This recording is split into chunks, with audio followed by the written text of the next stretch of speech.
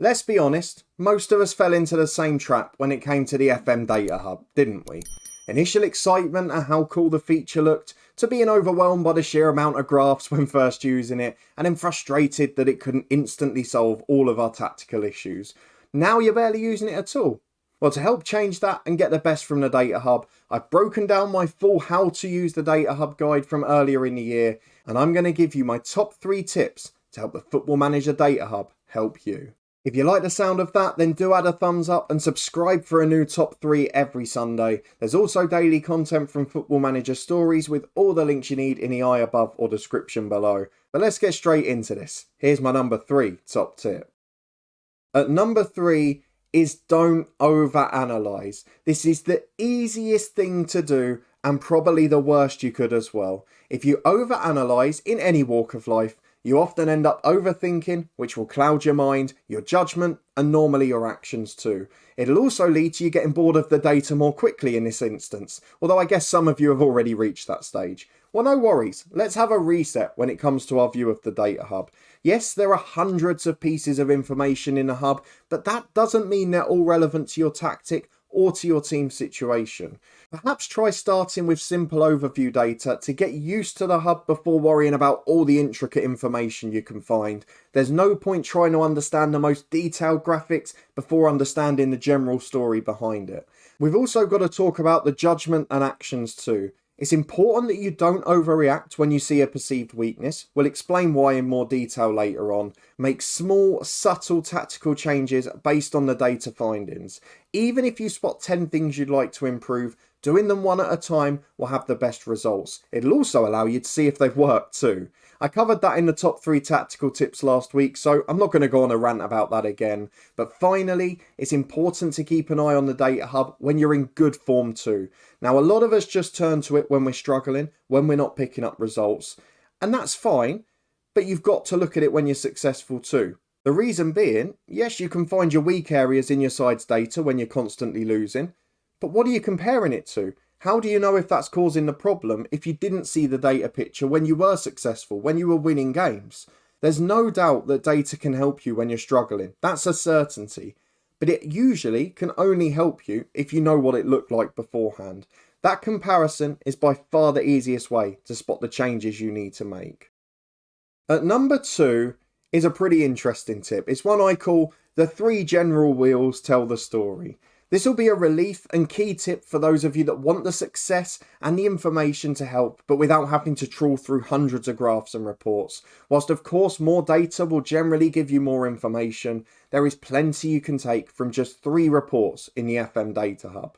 The performance wheels for general play, team attacking and team defending can paint a huge picture for your side's overall tactical performance. Rather than looking through every single report in the Data Hub, just start by mastering those 3. Once you've done that and you've found a real weakness for your side, you can then move on to any relevant specific reports and you'll have a better understanding of which ones you need to look for. The chances are though, you may not even need to do that if the data is clear. All of the detailed graphics comparing teams are lovely. Most of them compare you individually with every other side. But in truth, you probably know how your team's quality compares to the rest of the league already. You know roughly where you're expected to finish and which teams have got better or worse players than you. So these 3 wheels are more helpful because they focus largely on you and your team's performance, but they still offer a slight comparison to the league average as a whole rather than the individual breakdown, just in case you're still desperate for that information. In my opinion, they really are the best place to start when it comes to the FM Data Hub. And number 1 is something I feel very strongly about, and I'm going to have to shout a number of times. Not all negatives are weaknesses. This is such an important statement to understand. I cannot express it enough. So let's make it very clear one more time. Just because you find an area in the Data Hub where your stats are weaker than anyone else, it does not necessarily mean you have to try and improve it. It doesn't even mean it's actually a weakness. There's a common misconception that every weakness is bad, but this simply isn't true. For example, let's say you play a narrow tactical style. You're trying to break teams down with short passing football through the centre of the pitch. In this scenario, why would your crossing and dribbling data be high compared to the rest of the league? And more importantly, why would you want it to be? You're asking your team not to do this when you create your tactical plan, so don't be worried or surprised when they actually listen, and don't start dribbling down the pitch, don't start putting in hundreds of crosses from wide areas. You should be pleased that they're creating that weakness, because it means they're playing to the strengths you've asked them to. Similarly, let's use another one. Let's say you play direct football, you try to get the ball in the box as often as possible to big strikers. How can you then expect your number of passes completed, or even your pass completion percentage, to be anywhere near the level they would be if you're playing tiki-taka? If you want to play a percentages game and get the ball into the box to cause chaos, of course sometimes that's not going to work. Of course it's not going to be as accurate as 5-yard passes. So don't be surprised at data that reflects your tactic. It can normally be a good thing. It means your tactical plan is being followed and the team's actually pretty cohesive and has a good familiarity with it. So there are actually positives to seeing your weakness. And that overall is the most important thing to remember in the data hub, which is why it's my number one tip. As long as the strengths and weaknesses you see in those 3 general wheels reflect your style, you don't immediately have to panic when you see a weakness. If they aren't simply explained by your tactic, then by all means, go and investigate further. But most of the time, this just isn't the case. So don't be alarmed by data hub findings on the whole.